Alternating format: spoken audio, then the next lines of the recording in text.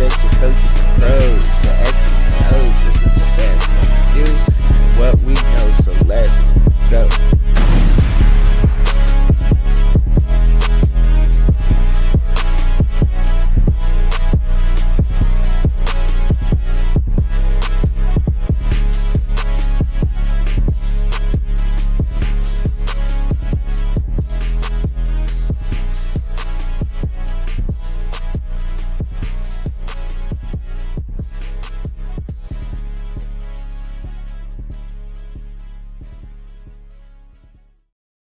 Over here grinding. I'm over here grinding. Over here grinding. What's up, y'all?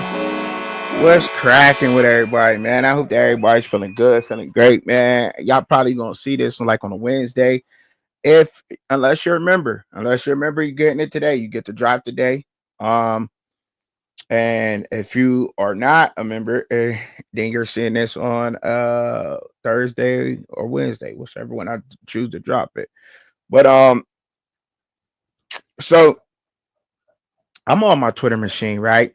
And there's a couple topics that I want to talk to y'all about today, right? I want to talk to y'all about a couple topics, man, because see, this is the thing, right? We go through so much stuff, man, and in the sports world. And first off, I want to talk about Khalil Benson and the Colorado Buffaloes leaving the Colorado Buffaloes. Khalil Benson was looked at as being largely one of the most influential offensive linemen for Colorado. They loved him. The Colorado Colt members absolutely loved him. The Colorado Twitter Colt members absolutely loved him. Khalil Benson is, Khalil Benson that. I done my research on Khalil Benson and figured out. I even made a video about Khalil Benson. By the way, you can go on my page and I made a little video. I did a little film study on Khalil Benson and my terms, my way. Still learning that type of stuff. But I think I did a fair job with doing a film breakdown on Khalil Benson. And that's exactly what I did. My little film breakdown on him. He lacked effort. A lot of the time, and it got him killed. I mean, if he was run blocking, it was okay. He was all right run blocking, but his effort, even after the initial block, it just sucked, right? And if he was beat, there was no recovering. There was no recovering from that. If he couldn't keep you out, and when you are in that wide nine, coming from that wide nine, from a defensive end, and I know that's very hard to block. That's just not anybody. But as an offensive tackle, there's a lot of people who can play that. They moved Khalil Benson to guard to hide the fact that he just wasn't that good of a tackle. Well, let's just call it what it is. If you need to hide somebody that is a tackle, particularly if they're not doing that well, you can always move a tackle to the inside. But if you're a bad guard, there's just nowhere for you to be. You definitely can't be a tackle at all. At all. If you're a bad interior offensive lineman, you're just not a good offensive lineman. There's nowhere to hide you. But if you're a bad tackle, you could make an all right guard. Well, they did that to him in Indiana, and I took a lot of blowback and pushback. I took a lot of it online from the Twitter Colorado Buffalo guys. I took a lot of that from them. Me and Coach Hayes fooling around. Pause, not like that.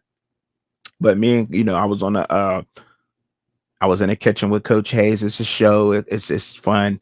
He gets on there and he pretty much just takes us to school and schools us. It's a debate and he schools us. He's a coach and it's funny. You know what I mean? And then I did that.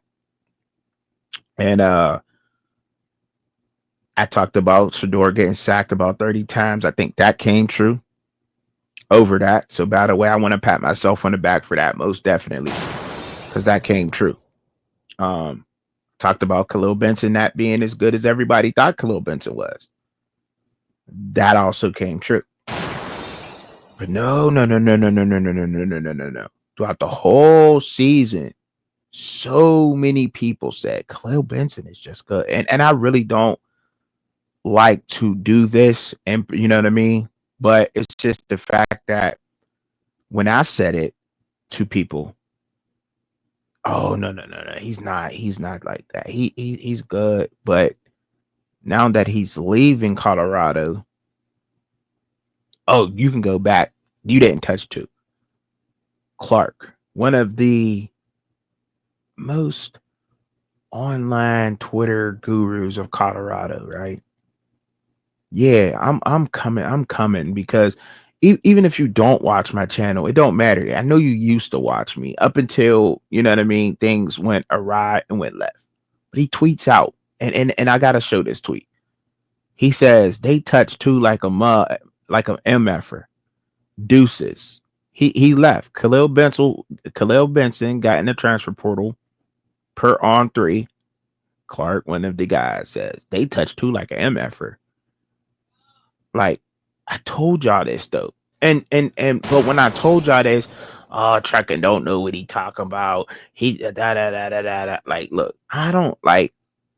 I have the way that I talk is very convincing. I'm a good speaker. That's what I'm a good speaker, right? Obviously, right? Because if I weren't, then people wouldn't tune in. And I'm not trying to my own horn, but I'm a good speaker, right? So things I say can be convincing. And when I talk, I sound convicting and convincing and draw some people in. And I may be wrong on some things. And it's, oh, you were supposed to be right on that. You just not that. No, I'm not right on everything. No, I don't claim to know everything. And I'm learning that you literally have to come out and say out here, I don't know everything and I don't and or I don't know. If I don't know something, I just don't know. You have to come out and say that because people hold you to a standard. And I hold myself to one also. Don't want to be giving out false information. I want to try to inform everybody on what's going on. But nonetheless, so I started going through the comments and I'm like, what's going on? So I know the guy luxury vacations. He goes, stop it. Laughing out loud. My dude was hurt and they had him playing out his position most of the season. I don't agree with that luxury vacations. I bet you. I paid up, but I don't agree with that. I don't agree with that. They moved him in the inside and they did it at Indiana. They did it the year prior. They were really after Matthew Bedford. That's who they really wanted. They really wanted Matthew Bedford because Matthew Bedford knew how to play with him, knew how to hide his strength, his weaknesses. If you look at the season, they wind up putting Matthew Bedford on the outside of him, moving him inside, or they were putting an extra offensive lineman at, on the outside of him, and essentially he was still a guard. Then they go, he can't be blamed for other people's decisions. Or you was led astray and bamboozled too. Like, I get it. I don't think, why were y'all led astray? Y'all weren't. I kept it real with a lot of y'all. They're laughing. People think it's funny that he's leaving, and now that he's leaving, he's once again became the bad guy in this situation. And to me, it's like it's corny, man. It's that's there's no other word for it. It's just corny. That now that he's left, the fan base is mad at Khalil Benson. Don't be mad at Khalil Benson for this. You know what I mean? What are we doing? Khalil Benson was Khalil Benson. He is what he was. We go on the panels. We have panel shows either on somewhere on my channel, somewhere on Rawhide's channel, but we have panel shows and they're very informative. People hear what you want to hear, but if you were on the panels, or if you even paid attention remotely to what we talk about in sports, rather it's been me and Shad, me on the panels with Rawhide, there's very informative people in this realm and in this circle of mine. And I know people watching. I know you guys are listening, but It's crazy. And I know most people see me on the Coach A show. Oh, you just it was just, oh, you got cooked. It was funny. He beat you in a debate. He's a coach. He was coaching at a D1 level. He coached some of the best players, some good players in the NFL. I don't care about that. I think I learned a whole lot from Coach A's. I don't care about that. But they get so caught up into this, and they didn't believe it. The writing was on the wall. It's always been there. Um, I don't know if he's going to start at Indiana. I will be surprised to see him start at Indiana if he's going back there. Rumors had that he was supposed to be going back there, but I don't think Khalil Benson's going to start there. He didn't start in Colorado, and that's for a reason. He was exposed a lot of the times. A lot of the times he was exposed, but then they kept saying it was Shador's fault, and some of the sacks were Shador's fault. But a lot of that is the effort that Khalil Benson just didn't have. Khalil Benson just didn't have he lacks effort. His effort was horrendous. And it's just a fact. He'll probably work on that at his next stop. But and Lowell Holt leaving, I think, had a lot to do with that decision. Other than that, I don't think that he probably possibly would have left. But Lowell Holt leaving, one of the best offensive line coaches, and he knows he needs to be coached up good, which is a good thing. And he's trying to seek that out. That's the one thing I can't give him, that he knows that Khalil Benson knows that he needs to work on certain things and he needs to get better, and he's seeking that out right now. And that's the only reason, and I commend him for that. But these guys, these co-members, they do that all the time. And I had to come out here and I had to speak on it. But because who am I if I'm not? If you want the real, you come over here. Like this is it's me, it's who I am. This is my niche out here. Okay. It's just what trucking does. And I just can't even believe that they did that. They're doing him like that out here in these streets. But that's just how it happens. That's okay. Another story popping up. Um, tampering, tampering. I appear on three tampering, right? And that's all I'm gonna say about Khalil Benson. But on three comes out. Sources tell on three that tampering has reached an all-time high. What's next for the Longhorn star? Quinn Ewers. He's been tampered with because he has somewhere to go. Tampering. It's not tampering, right? These big name guys, I think these big name guys, you always got to have a backup plan, period, point blank. It's the end of the season almost. These guys probably know where they want to go. Archie Manning is up next. He knew that. I don't see how that is a problem. And I'm one of the guys. I'm a guy that stands on, knowing where you go. But everybody knows Archie Manning is going to be taking over the helm over at Texas with the Longhorns. He's taken over at quarterback. There's no reason why Quinn Ewers cannot or should not have had his backup plan if he was not going to enter the NFL draft to go to another team. But to say this all time that this tampering is at an all time high, I'm so sick of this discussion because you know what? Um, back in the day, right? Before players got NIL deals, and people are talking about the NIL deals, their name, image, and likeness, and what they don't like about this. But so you don't want the players to get paid, right? When the players didn't get college football is a multi-billion-dollar business, a multi-billion-dollar business. Texas just, I think I believe last year, and don't quote me on this, you can fact check me, but don't actually quote me, but it was somewhere in the realm of like north of $160 million north of that. So I don't know exactly how much it was. I want to say it was like $182 million. The University of Texas made off of football alone. $182 million is what Texas probably made. Now you want to talk about tampering and this being a multi-billion-dollar business. Now you think if Texas that's a blue blood. So just think, let's just go off of the quick blue bloods that we could think off our head. Alabama, Georgia, Texas, Ohio State, Michigan. That's 5 blue bloods, right? Then you got to go, we'll say Penn State, 6, Notre Dame, 7. So, but we're not going to count Notre Dame. We'll just say 6. We'll just keep it there at Penn State. Okay. Those are 6 of the blue bloods that's in college football. They're banking. I guarantee you, they're not making less than $150 million per year. Maybe Penn State's hitting out 150. Maybe Penn State. Now, Notre Dame keeps all their money, what they generate off of it, but most of that money helps fund other sports. See, and that's what the public at large does not get, is that football helps your niece, your daughter, your nephew, whoever else would at every other school pay for their programs, right?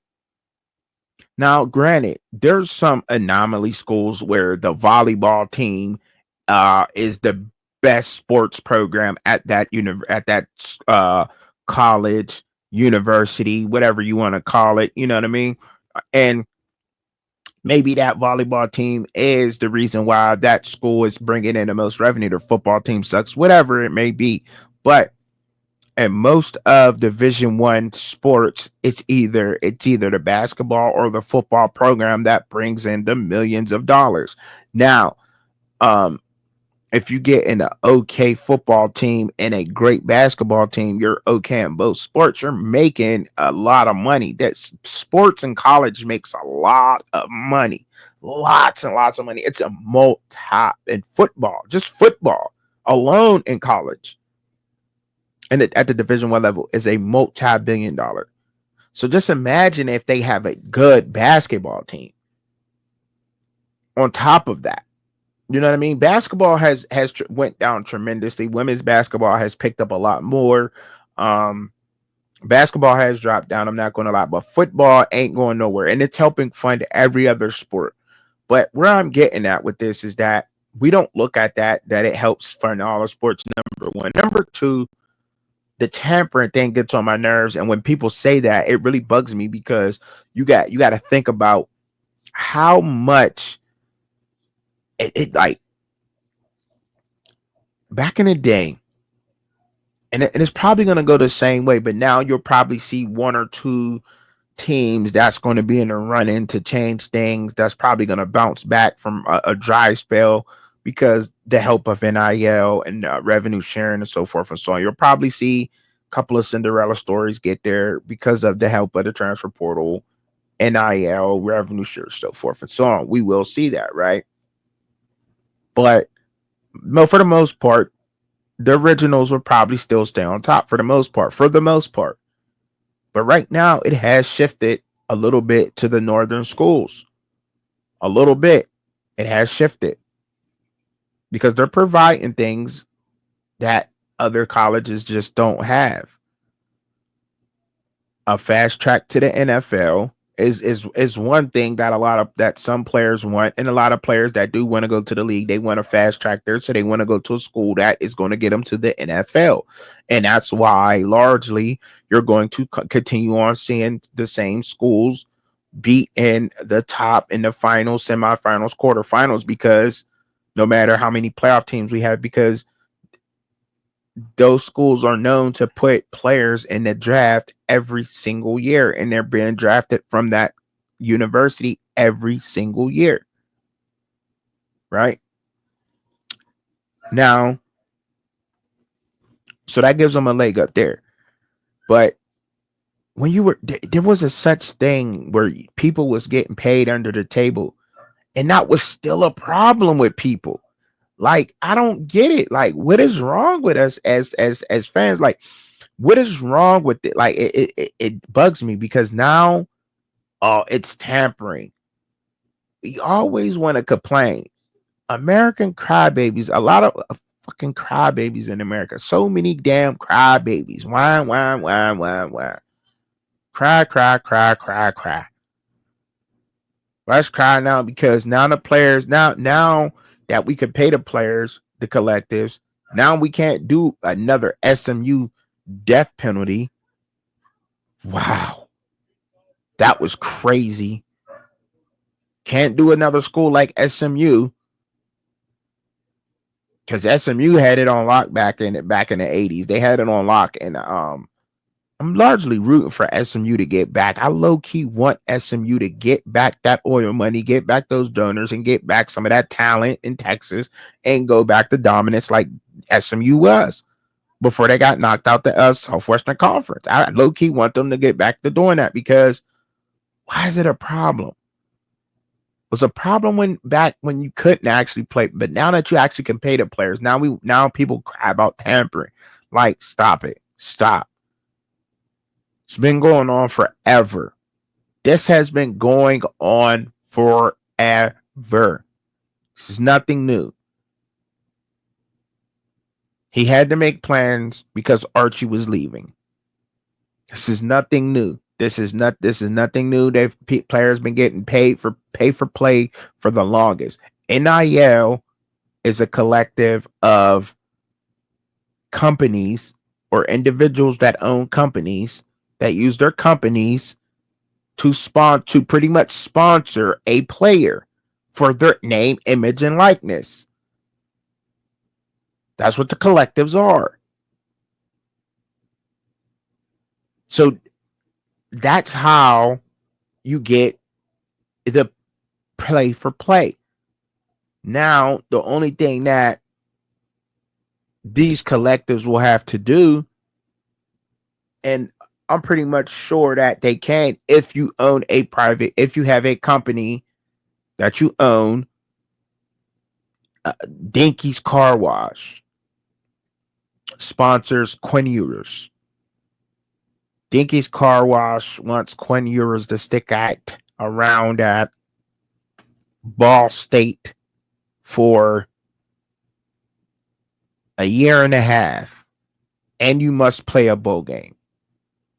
That probably will start to happen. I don't think that that's illegal. It's a binding contract for his name, image, and likeness to stay at Ball State, and I'm going to pay him for that. I don't think that's illegal. That's what contracts is, a binding agreement between two individuals, and I don't think that it's illegal to do so. I think that you can get away with doing that.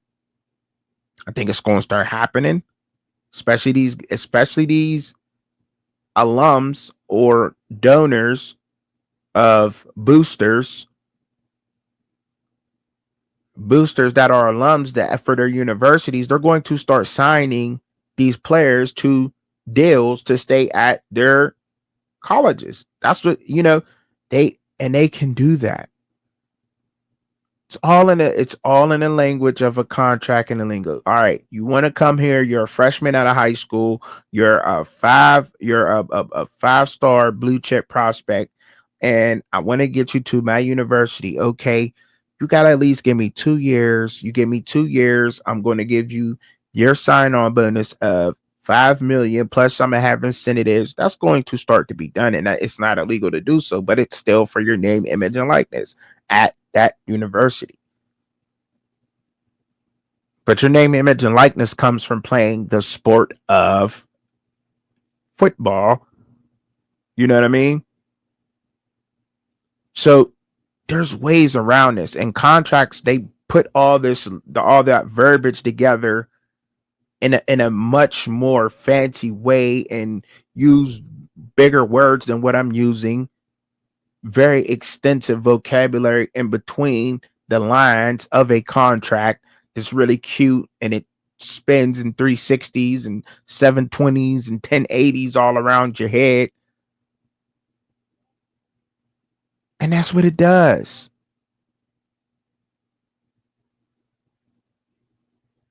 That's what it is. Point blank, period. It's the same thing. And see, back in the day, all they did was the owners of companies in local areas said, you know what? I'm going to pay this young man anyway. And that's what they did. That's what they did. You couldn't even have a job.